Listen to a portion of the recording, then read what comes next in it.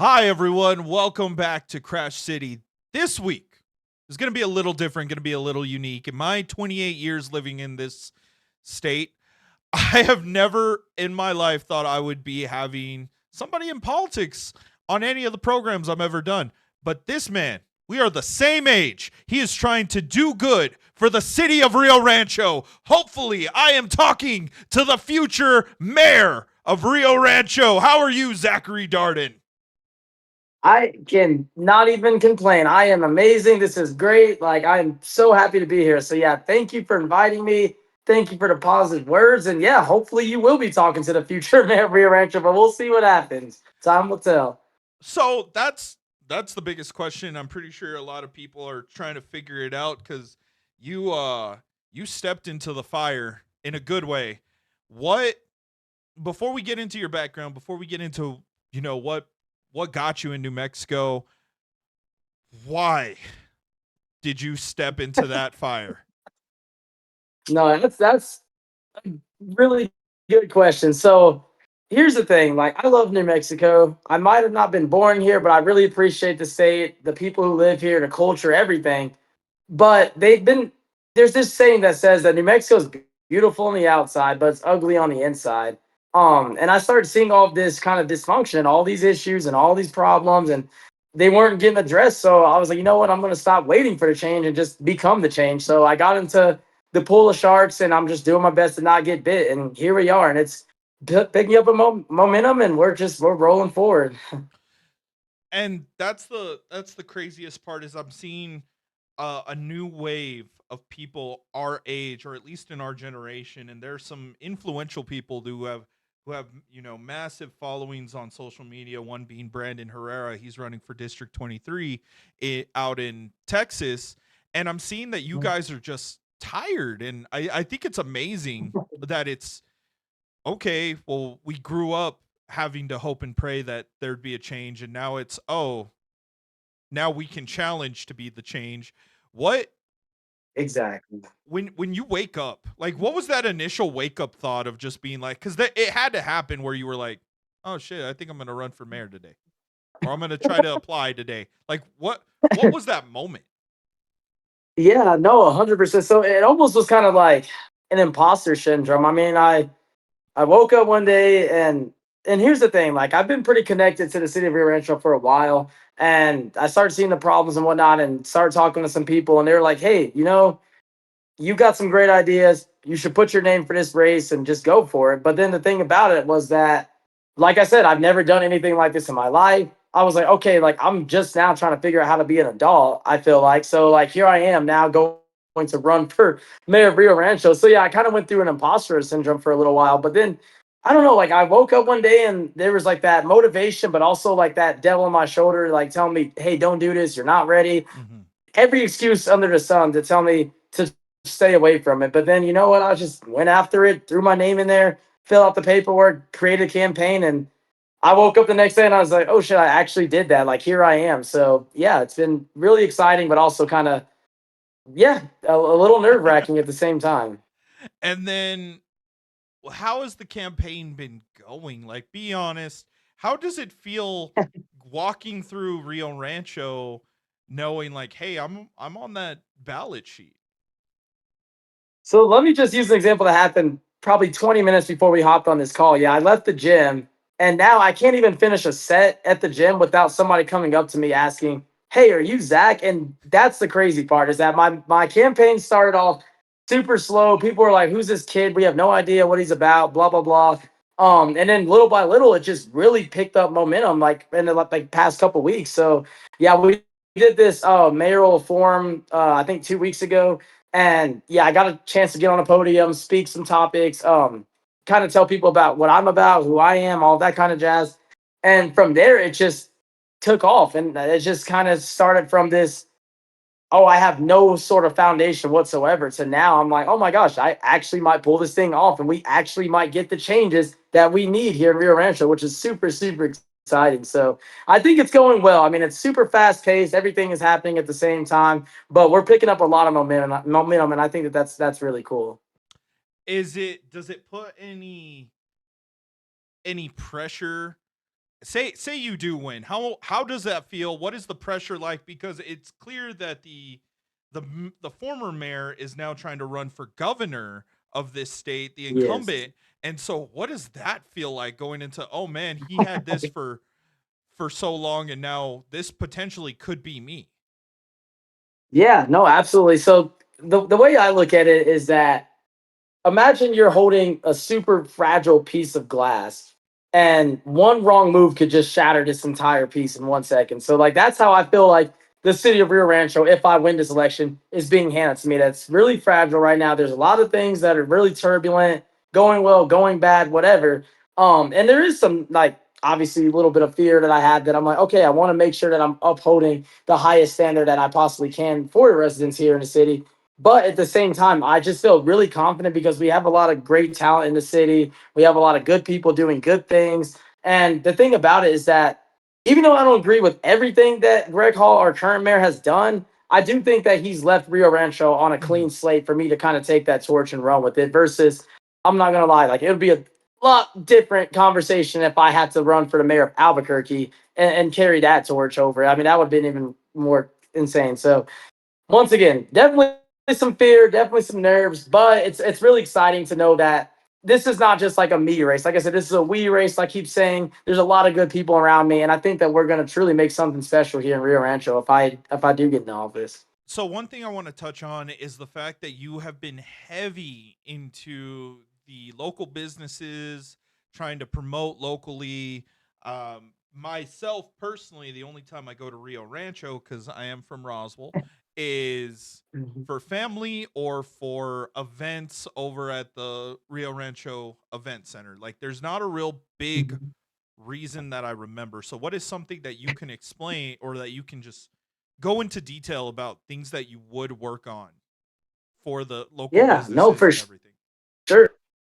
Well, I think number one is that I was asked a question about how would you bring in more businesses to Rio Rancho, and my answer to that was by supporting the ones that already currently exist here. So, like yeah, spend a lot of time talking to local businesses, talking to people that have nonprofits, things of that nature, and they all say the same thing. They were like, yeah, we don't feel like we're really supported by the city, and a lot of people have a hard time with marketing and getting signs up and permits and zoning, and there's just a ton of red tape that the city is putting on for these local businesses. So that was kind of my first statement was like, look, like before we bring anybody else into the city, let's make sure that we're supporting you guys because once you feel supported, that word just spreads around like wildfire. So then we're bringing in more cool businesses to the city because I mean that's what I keep saying too is that people look at Rio Rancho as kind of like this sleep and go, really boring, not really much to do city. I mean, you even said it yourself that like you only come here Mhm. if there's a specific reason, like you're not coming Yep. here to go to the zoo or you're not coming here to just play around in a mesa. I mean, that just is not something people are doing. And a lot of people in New Mexico don't even realize that Rio Rancho is even an existent city, which is crazy considering we're one of the fastest growing cities in the state right now. Mhm. So yeah, I just think that, yeah, answering your question, yeah, really trying to keep connected to not just the small businesses and the nonprofits, but also to like the youth and the residents that live here and the seniors and all these people, because I want to be that mayor that's on the ground, really communicating with people, talking to people, getting out there in the trenches, doing the stuff that's necessary, that they know what I'm about, my face, how to contact me, and there's no question of like that I actually support the people who live here. Going into that, what would you do also to help youth? Like, what are we trying to do for the kids and the next generation? Because you are setting the standard now that, hey, you don't have to you don't have to wait till you're 30, till you're 35, you're 40 to make a difference. You can do it if you just wake up and say it. So what are you trying to do about that?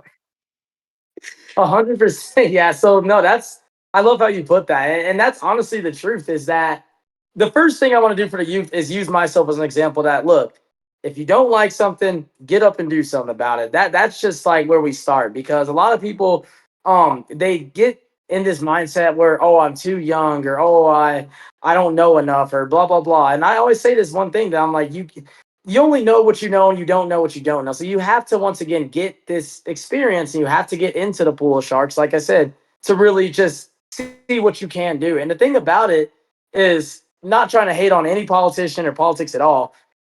but some of the things that these people are saying nowadays, I'm like, okay, like Hmm. I used to be a kindergarten teacher, and some of my kindergartners were saying more intelligent things than some of these politicians that I'm hearing, and that's just the truth. Mhm. Um, so like number one is yeah, trying to use myself as a motivation for other people to get into this, young, old, whatever. But the other thing too is that, like I said, I used to be a teacher. I used to work at another conservation organization called Rocky Mountain Youth Corps, where we were getting young adults into the conservation field. I've led youth programs for Bernalillo County. I've done a lot of things with the youth, and I always see that the youth comes first. I mean, I felt as a kid that I wasn't supported sometimes by the city, and there wasn't a ton for us to do. So then we'd go and play out in the Mesa and sometimes get into trouble. And the thing about it is, I feel like I turned out pretty well, but at the same time, there are youth out here that are sometimes not doing the most productive, lawful things because there's just nothing available for them to do outside of school. So I think that it starts with making more programs. I actually made a video about that. So giving them like gardening clubs, art clubs, photography clubs, four-wheeler and ATV clubs, trying to make sure that they have hiking clubs, just things of that nature, stuff that they can do and not just do, but actually get into leadership roles around those type of programs. So then they can get taught how to lead, run something for themselves, have some ownership over it. And I think that once like those kids start really orienting themselves to seeing what exactly they can do, that's how you build the new leaders of the coming generations. I like the way that you said that because and you've touched on this a few times um in your other conversations where you've gone like, yes, people deem Rio Rancho a retirement village, and a huge part of the population says that they're safe there. Living in a town, I want to say city, but a town like Roswell, where we are always deemed as a retirement community, the fact that you want to have programs is going to look is no matter who wins. Anybody, whether Mm-hmm. it be the people you're running against or this, listen to somebody who lives in Roswell. My entire life, it's been deemed as a retirement community, and we have a huge crime rate because kids don't Yeah. really know what to do. With you Yep. doing that, Yep. it can 100%. change the way that Rio Rancho turns out in the future. And also, who thinks Exactly. that Rio Rancho's not real? Like, I consider it the Beverly Hills of Albuquerque. It's so nice there. It's a really clean city, and it's cool. And that's the thing that I say about it too is that Rio Rancho, like I said, is like that fragile piece of glass. That it's such a good city right now that we don't want to screw anything up. I mean, obviously we can like oil the wheel and let it roll a little bit smoother, but we don't need to reinvent it right now. I think it's a really good town. I think there's some good stuff going on here. But like you said, like in Roswell, these kids they just don't have anything else to do. So then they get into trouble, they get to drinking, they get to doing things they shouldn't, and that same energy is happening here in Rio Rancho. And I mean, most of the crime we're seeing in the city is primarily adolescents. Like, there's a lot of teen violence. There's a lot of parties that there's kids that are bringing knives, all kind of like strangeness. So yeah, we just have to like start supporting our youth here in little towns like Roswell and Rio Rancho so much better. And then another problem that we're having here in Roswell, and I love that when you're very passionate about the water problem that Rio Rancho has. Yeah, That's something that Roswell currently is facing in such a horrible way that our local yeah, government is poorly handling. What is a way that you're going to try to fix Rio Rancho's water? yeah. Well, I think number one, and this is the biggest one that people just once again don't understand, is that we have to identify that we even have a problem. That's the Mhm. thing that when you're hearing like the city council talk and the mayor and all these people, nobody's really talking about Mhm. that we are in a like 100-year drought right now in New Mexico, not all the way from Angel Fire all the way down to Las Cruces. I mean, we have a very, very bad problem right now with our Mhm. water in our state. Yeah, number one is identification, like identifying that there's a problem. Number two is that Rio Rancho, like I said, doesn't have long-term water plans, and it's just kind of insane when you think about that because we're a fast-growing city, we're developing quicker than most people can keep up with. We're having huge facilities like Intel. Now there's the Project Ranger site. We have a lot of big things happening here, and if nobody's monitoring how our water is or making these long-term plans for it, 40, 50 years from now, either our water is not going to be drinkable anymore or we might not have it at all. So Mhm. it's very concerning that that's not being addressed quicker than all these other issues. The other thing is obviously, like I said, we used to have this thing in Rio Rancho called the Utilities Commission Board, and that's 100% what they would primarily focus on was the quantity of water being extracted from the aquifer, the quality, making sure the injection systems at the wastewater treatment plant will work. That was their whole focus was just on utilities like water, and the city dismantled that, and it was kind of insane. So I would want to bring something like that back, even if it's not exactly how it was formed like the first time. Just even having some partnerships with organizations like MRGCD, which is like the Middle Rio Grande Conservancy District, CUDA Soil and Water, working with people who actually specialize in this type of field. Because here's the thing, I work in the environmental field, but my water knowledge it's so limited. Like there's so much that I even have to learn myself. But there's people that have worked in this field for 30, 40, longer than I've been alive. So it's time that we got to start utilizing that talent around us before it's too late. So yeah, water is, if there's any problem, I think that I want to focus on the most if I'm elected is that situation right there. And I want to get into now what how you got to the state, because I know you're not originally from here. You're from Indianapolis. Yep, And yep. also why you have the type of passion that you do. But first off, how what's the story? How did you plop here in the desert? Yeah, no, absolutely. So, yeah, I moved out here when I was a young kid. I think I was 10, 11 years old. And yeah, my dad actually started working out at HP here in Rio Rancho, which is another huge Mhm. corporation that a lot of people don't realize is here. But yeah, he started working out here. We uprooted our life from Indianapolis, came all the way out here, stayed for quite a few years. And then my dad actually lost that job in HP. So we ended up going back to Indianapolis for a little while. But then once again, like I love New Mexico. I think it's a beautiful place. I love the culture. I love the people. So I uprooted my life and came back by myself with $400 in a trash bag full of clothes. And yeah, restarted my life here in New Mexico. So yeah, it's been kind of a back and forth journey. But yeah, I got here when, like I said, I was pretty young. And that's why I like can resonate so much with the youth here in the city. Because I mean, even from me coming here as like 10, 11-year old, not much has changed in Rio Rancho, which is kind Mhm. of insane to think about that. That was over almost 2 decades ago. And yeah, it still almost looks the same. I mean, we have more neighborhoods, which is cool, but we don't really still have a ton for the youth to do. And I'm now a grown man, which is insane. Yeah, and so I can tell that you just love being outside. You that you've made that your career. Where did that come about? What made you love just being Yeah, no, outside and working absolutely. outside? Yeah. So when I was younger, even before I moved to New Mexico, we used to spend a lot of time exploring nature. So my dad would take us camping, we go fishing, we go hunting. And we spent a lot of time in the Great Smoky Mountains down in Tennessee. And I had went one time to this area called Cleanman's Dome where there were some park rangers giving a story about the mountain and talking about the Appalachia region and all this stuff. And I just fell in love with it. I was like, that's so cool. I want to do something like that when I'm older. So then when I was, yeah, like in elementary school and we moved out to New Mexico, like I was just like, oh my gosh, there's mountains in every direction. There's these huge open mesas, there's volcanoes, there's canyons, there's all this crazy stuff. So me growing up playing in the woods and playing with crawdads and all this other stuff, when I saw all this nature out here in New Mexico, like I just fell head over heels for it. So yeah, I actually, like I said, pursued that dream, became a park ranger. I now currently work as an open space resource specialist for Bernalillo County. And yeah, I just love being outside. So I mean, even right now, I mean, most people when I'm campaigning out in the city, like they don't realize that I'm running for mayor because I'm dressed exactly how I am now in a Carhartt jacket, a cowboy hat, and dirty jeans. And yeah, I don't look like your average politician, which I think people like. They like seeing me on a more like, I don't know, normal basis instead of being in this monkey suit with a tie on or whatever. Yeah, yeah, I would not. I'm gonna be honest. It was weird seeing you in a suit after we talked, and I was like, oh wait, the cowboy dude. Like, this is what you're kind of used to. I'm like, oh, okay. Um, it it's cool that we have this outside perspective coming in, and maybe that has that in any way with any interaction that you've had outside made people like, have you gotten the idea that, oh, people might be a little afraid because I'm from somewhere else? Yeah, and I've definitely ran into that quite a bit where people are like, "Oh, you're not a real New Mexican. Like you shouldn't be running for our elections." Blah blah blah.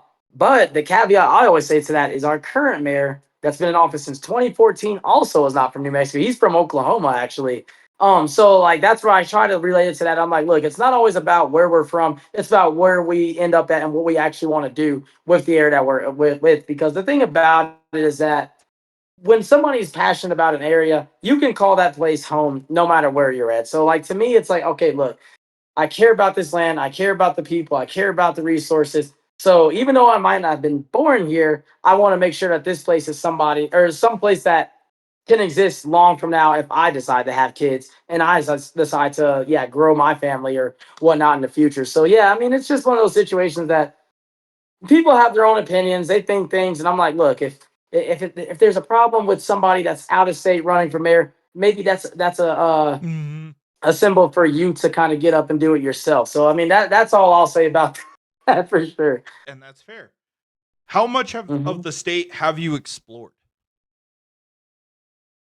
From top to bottom, top to bottom. I mean, like I said, I have friends all the way up in Angel Fire and spent some time ranching up there, which is crazy, running cattle, all of that kind of stuff. And then went all the way to south to Carlsbad and explored the Caverns and White Sands and central New Mexico. I actually went to the Alien Festival in Roswell a couple summers ago, which was really cool and really random too. I was actually on my way to Carlsbad and I was like, oh shoot, there's an alien festival going on. So yeah, we just hung out there. But yeah, I've been all across the state, and that's why I love it so much because it's so geographically different. Like you can start out in this really kind of Sonoran zone desert region and then get all the way up to like an alpine forest like full of like aspen and ponderosas, and it's just beautiful. I mean, it's just one of a kind. It it's refreshing to hear this, man, and it honestly is, and that's why I got excited when I saw that you were my age and all of this because it comes down to the fact that I feel like, and this is respectfully, if it doesn't go to somebody younger, nothing is Yeah, gonna change. And that's not saying that's that very true. older people are bad. It's just saying that we Yeah, all kind of cycle into our generations. And yeah, like I said exactly. earlier, this generation, our generation, people are running Mm-hmm. for office in different parts of the country, and it feels good, 100%. man. What is something that you could say other than saying like what is something you could say to somebody our age right now that would just help them if they're in a bad spot mentally? Just never give up. I mean, you just never know what the tide's going to bring tomorrow. And then the thing about it too is I've been through some dark periods of my life. I mean, and it's one of those situations again, even 10 years ago, I was in a hospital. I was laid up in a hospital bed, not thinking I was going to come out of it. And then, yeah, here we go. Fast forward to 2026 and I'm running for mayor. So it's just one of those situations again that you really just have to just continue to keep going no matter what. You just can't give up. You can't throw the towel in. I mean, life's going to get hard, but the thing about it is that life is about blessings and lessons. And sometimes the lessons that we have in life will lead us to our biggest blessings later. So there's beauty in the struggle. There's beauty in the struggle. And right now, we're in a weird time frame in the United States. I mean, there's this weird like distrust of the government. There's this Democrat versus Republican, like conservative versus liberal, open minded. It's just it's divided. I mean, right now I keep saying we're more of the divided states of America than the United States of Mhm. America, and it's super unfortunate. So I just think that it's one of those situations again that you just can't give up. You just got to keep going and you got to trust yourself, like trusting your abilities, trusting your talent. Every single person is like a snowflake. We all have different talents, different ambitions, different things that we all know, and never let those go to waste. Like put them to your full utilization. Give the world the light that it needs because if the same recycled energy that we've seen decade after decade, it just needs to come to an end. We need to start seeing fresh new light. And I truly think our generation is going to be the one to bring that. And then your support system, how did everybody take it? You saying like, "Yeah, I'm doing this." I mean, it was crazy. I mean, some people were like, oh my gosh, that's so exciting. That's very great. And other ones were like, you're a lunatic right now. Like, why would you want to run for mayor? Like, you're not ready for that journey, blah, blah, blah. So I got hit from both sides. I mean, some like I love my family. They're incredible. They've been my rock, my foundation, everything. But there's been some that were just right there in my corner the entire time, and other ones that were kind of like, we don't Mhm. know if this is going to work out or whatever. But at the end of the day, I mean, I just look at it this way, and I'm like, hey, look, you never know what might happen unless if you try. I mean, you miss every shot that you don't take. So I took this shot, and I might make it or I might not. And that's fair, man. That honestly is fair. Mhm. It just comes to how this turns out. I mean, it really isn't a loss, honestly. If you don't win, which I'm hoping you do, this would be Yeah. amazing if you Yeah. do. But if you don't, you can try again in 4 years. It's not like it's Exactly. the end of the road Exactly. for you. Exactly. One thing I want to talk about, and you've touched it that you weren't gonna mess too much with it, but the law enforcement in Rio Rancho, um, we know, like you talked about it, we're in an interesting time in our country, and for the Oh, most part, absolutely. Yeah. it I feel bad for law enforcement. You know, it does take a couple of bad apples to ruin the whole barrel. Yeah. 100%. 100%. Yeah. And it is really unfortunate because I mean, like you said, there's great officers out there. There's great officers that wake up every day. They have the motivation to change their city, to do a good job, to actually execute lawful orders. But then, of course, there's some that abuse their power, and there's some that profile, and there's some that um, do things that they shouldn't be doing that are very unlawful, even though they're the ones supposed to be enforcing the law. So the thing about it is, I think in Rio Rancho, we're fortunate that we have a very like Latino kind of minority officer based group, which is really cool. So I think that once again is a really great advantage that I see. And the other thing too is I think our officers here in the city do a fantastic job. I mean, it's one of the reasons that they say Rio Rancho is one of the safest cities in New Mexico right now. It's just the one thing that I always see is that some officers still don't feel fully supported by their city. And the thing about it is that Rio Rancho police, they do a great job for the pay rate that they're given. But in my opinion, I think that police officer, and this is just a far reach, I think police officers should be on a six-figure salary for the amount of stuff that they have to put on the line every single day. Now, obviously, like a lot of people in city council wouldn't agree on that, but to me, it's somebody that has to wake up, put their line on the line, be criticized, put down, demoralized on a weekly basis by the public. They deserve the uppermost respect. And so I really do respect officers. Now, obviously, like you said, there's some bad apples in a bunch on the federal agencies and the local law enforcement and all these things. And I've been profiled as an African American in New Mexico and in Indianapolis. But at the end of the day, like I look at it where it's like for every bad cop, there's five good ones. So yeah, I definitely want to do the best I can to support them, to build that rapport with the Rio Rancho PD, the Sandoval County Sheriffs, the Santa Ana Police Department, all of the police departments that surround like our area here in Rio Rancho. Are there any things that you want to do community wise, like events, festivals, something that you want to do once you're in office that you can start making either annual or semi-annual that can actually bring the community together? I know you guys already have your regular stuff, but hey, the more you can do, the more you can bring people together. No, absolutely. Yeah. And I had an idea, and it was something I really haven't expressed too much to the public yet, but I would like to see a run with the mayor marathon. Because, so an example, like I've always been a runner. I ran track in high school, ran track a little bit in college, all of that. But the thing about it is that marathons are really a great thing to get people together. Now, obviously, like some people don't like to run, and that's fine. They can walk it, it's whatever. But here's what I would like to do is do a run with the mayor, little marathon around Rio Rancho. It's a $20 entry fee, and every bit of the proceeds go directly to local businesses here in town. Like I think that would be something that not only the local business could come out and they could like show like an example. We have a paleta bar here in Rio Rancho. And it'd be cool if we could get them out. They could sell paletas in the meantime of it. We could have some of the barbers come out and have like some of their stands like going and just really, yeah, have those local businesses feel supported while also still, yeah, getting people out, doing something with me. And just, yeah, like, I don't know, like having it be a huge community event. And I think a lot of people would be passionate about that. I mean, we have marathon events in Albuquerque all the time, but we don't really have that in Rio Rancho. So that's something that I personally would want to start, like at least in terms of public events for sure. Okay, so say everything goes great. Everything's where you want it. You win this first race. Yeah, Things aren't changing overnight because obviously they can't, but you're starting to build e- your Rome. exactly, You go through the second exactly. term, you got to get out. Yeah. Governor? I mean, if the door opens, I will walk through it. I mean, that, it's just kind of like the same thing with this situation. It was one of those things that, yeah, running for mayor in 2026 definitely wasn't on my bingo card. But the door opened, I was like, look, like if the door is here, I'm gonna walk through, it, and if it's somewhere that I want to be, I'm gonna keep on walking. If not, I'm going right out of it. So I mean, same thing. Yeah, if governor opened up, and that was something that I could put my name into and really help change the entire state of New Mexico, I'm all for it. That would be wild. That would be interesting. And yeah, I put you in a corner there because I really wanted to see what your answer was gonna be.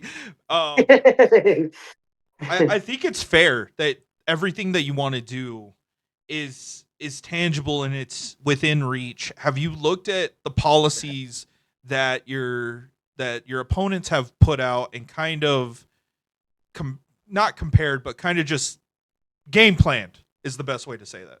Yeah, yeah, no, 100%. And the thing is, like, so an example, like, there's some of the people that are running in this race right now that they have incredible policies, but the caveat to a lot of their policies is it's stuff that we've already seen, and that's kind of what me and you were saying earlier. Is that when you have the same repetitive energy, these same repetitive ideas, nothing changes. And it's, I mean, if Rio Rancho wants to stay how it is, I mean, that's not a bad thing, but it's also not a good thing either. I mean, we don't want to just stay stagnant, that the city looks the same from 2010 to 2026 to 2056. I mean, the goal is obviously to change things, to elevate, to make our city better. So I think that they do have some good policies that will work.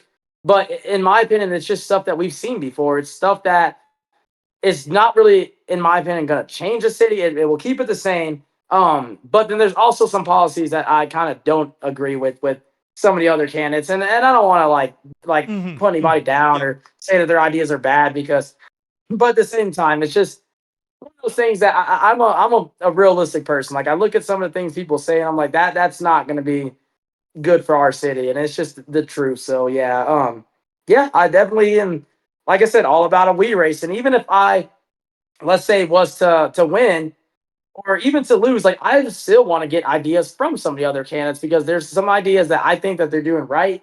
And I think like an example, like Paul Weimer, one of my like rivals right now, he's been with city council for 6 years. So he knows the city really well. And he's somebody that I would truly still want to bounce ideas off of because, yeah, like I said, this is not about, if anything, a competition. It's about collaboration. That's another thing I keep saying too. So 100%.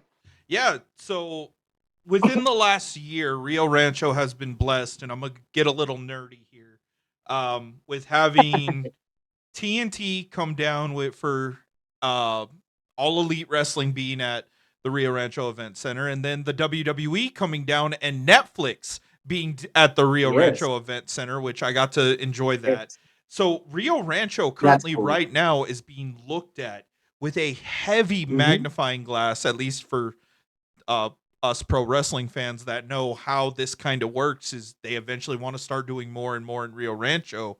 It's cool hearing, okay, we need to put more into the businesses. It seems like your ideology is, I know I know the rain is coming. Let me prepare. Because if I don't, the city's going to get washed away. Yes, yes, 100%. And I think that that's so cool that we are starting to kind of get that spotlight right now because, yeah, we have a lot of cool things in Rio Rancho. I mean, like I said, that event center. I mean, like there's the big monster truck show that comes through there, Mhm. and there's all these concerts that come through there. I know that what is it, like Junior RH, whatever his name. He's a really popular singer. He had came through there. Um, and it's just awesome. I mean, I think that it's cool that we're getting that spotlight, but it's one of my concerns, like I said, about those resources that we're becoming a spotlight. A lot of people are moving here, a lot of industry, all of that kind of stuff. And I'm like, okay, like growth is great, but bad growth is not great if we don't have the resources to sustain it. So yeah, I don't want Rio Rancho to be like those old. I mean, you've been through southern New Mexico where you see some of these old gold towns or whatever that back in the 1920s they were probably popping, but then they ran out of the resource, and what did they do? They turned into a ghost town. And that's something that I don't want Rio Rancho to be, is that, oh, we're this gold mine of a town now, but we deplete the resources or we contaminate them, and then it just kills the city's like future in the long run. Is there any part of you that fears that Rio Rancho could turn into or adapt the problems that Albuquerque has today? So I think, and this is what I'll say is that I think Rio Rancho right now, like there's kind of starting to be this like trickle in, almost snowball effect of Albuquerque where there's starting to be this stuff from the outskirts moving its way in there. And I think as long as that can be stopped from the outside and Rio Rancho can be protected from the middle, then I think that we'll be okay. But I do worry about that because, like I said, Albuquerque, like, I mean, I work over in Albuquerque. They're doing some things right, but yeah, it's not, in my opinion, where it should be right now. I mean, there's a high crime rate, there's a high substance abuse, there's Mhm. a huge like unhoused problem. I mean, there's a lot of issues over there, and we don't have that here in Rio Rancho, and that's why a lot of people come here. But I just think that if we don't acknowledge the problem is slowly trickling its way in, and we don't have people that are held accountable that don't want to identify those issues, then yeah, there's a good chance, in my opinion, in 30 years from now, that we could turn into Albuquerque, which is not where we want to be. No, not at all. And Yeah. it always surprises me if there's any situation in Rio Rancho where the law enforcement's involved. Cause like I said, I have family there, and normally 90% of the time it's quiet, so there's nothing really that goes on. Yeah. Um, Yeah. Yeah. it's day one. You become mayor. What's Hmm. one immediate what is your first immediate thing? Whether it be a policy or grabbing a cup of coffee, you're about to sit at the desk. What is the first thing you want to do? What I want to do my first day in office is I want to host a town meeting. I want to host a town meeting at City Hall. People can come out to it. There's vendors there. There's going to be coffee, paletas, whatever. And I want to hold a town meeting where people can just come and not only meet me, but I can make a small little speech saying that I really want to support our community to the uppermost. I want everybody in Rio Rancho to know my face and know who I am, because that's the thing about it is that a lot of people just don't know who their district councilor is. They don't know who the mayor is. They don't know who their elected officials are. And it's just, that's something I don't want to be. So I want to day one host a huge town gathering where I can just like spill all the things that I'm about, get to know people, people can connect, and just almost have like a little celebration. I mean, that's not something that I've ever seen in Rio Rancho, that after an election, it kind of is just, oh, here's the new mayor, and then everybody goes about their life, and there's not really any kind of time to just be like, oh, well, let's go meet him, let's go like have a little party or whatnot. So that would be something I would want to do on literally day one if I got in. All right. Well, as we begin to wind down, where can everybody find your socials? And for the people in Rio Rancho, when does voting close? Yeah, absolutely. So yeah, for socials, you can just type in Zachary C. Darden on Instagram. You can find me easily that way, or on TikTok, you can type in Darden for NM. That's the channel that I think me and you touched base on, Yeah, which is that really is. cool. Yeah. Um, yeah, I also have a Facebook, Zachary Darden. You can just type that in, you'll see it. But then yeah, also too, yeah, voting ends on March 3rd. But the caveat to that is we may go into a runoff, so that might look a little bit different. So if none of the candidates get up to 50% of votes, then the top two will actually go into a runoff, and then I believe the election is going to be pushed out into sometime in April. But yeah, get out there, get voting. March 3rd is in theory potentially the election. We have early voting until the 28th. So yeah, it's like just get out there, young people, old people, people that don't like to talk, get out there to the polls. I mean, once again, like if I'm putting myself out there, the least you can do is get out there and vote for who you think is going to be the best mayor of Rio Rancho. Whether that's me, whether it's somebody else, just get out there. All right. Ladies and gentlemen, this was my conversation with hopefully the future mayor of Rio Rancho, Zachary Darden. Thank you again for being on the show. I'm super Absolutely, grateful. absolutely. Hopefully, when you become mayor, you can come down to Roswell again, or I'll be up there in a little bit. I'd love to shoot some content with you before polling ends, and we will see each and every one of you in our next adventures. Bye, guys. All right. Take care, everybody. That was this week's interview. Obviously, you had to have loved it because you stayed towards the end, and we really appreciate that. But please hit the subscribe button. Like, comment, even share. Helps me and helps my guests. And if you want to stay here a little bit longer, we have previous weeks where we interviewed some of the most best people on this planet. Plus, you can head over to the Crash Pad where you can see me, Erebus V, and it's Bacon just mark out on some wrestling, whether you want to get into wrestling or already been a fan for years. Come and see our reactions. You never know what you're going to get.